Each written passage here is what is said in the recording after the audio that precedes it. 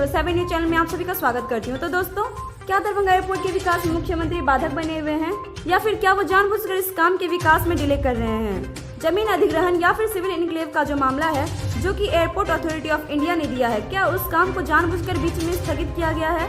क्योंकि इस काम में काफी देर हो रही है और अभी तक ये बात सामने नहीं आया है कि आखिर इसके पीछे क्या वजह हो सकता है। बताते चले कि पूर्व सांसद के.पी. झा आजाद ने इस बात को लेकर नीतीश कुमार पर बहुत ही गंभीर आरोप लगाया है कि वास्तव में वो दरभंगा एयरपोर्ट का विकास नहीं चाहते हैं। साथ ही यह आरोप भी लगाया है कि मिथिला के लोगों की आंखों में वो धूल झोंक रहे हैं। सीएम नीतीश कुमार जी, उन्होंने यह भी कहा है कि यहाँ टेबल पॉलिटिक्स हो रही है। बोले तो ये कि यहाँ पर सिर्फ मीटिंग पे मीटिंग हो रही है।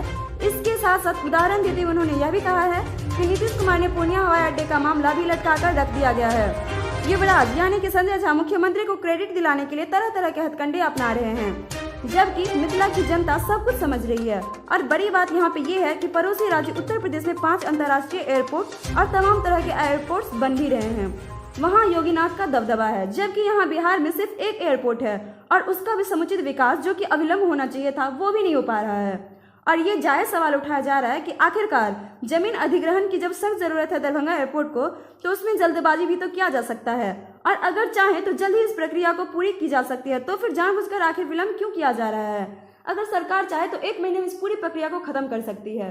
तो इसी के साथ हम आपसे विदा लेंगे। दोस्तों, आपको हमारा वीडियो कैसा लगा कमेंट करके जरूर बताएं।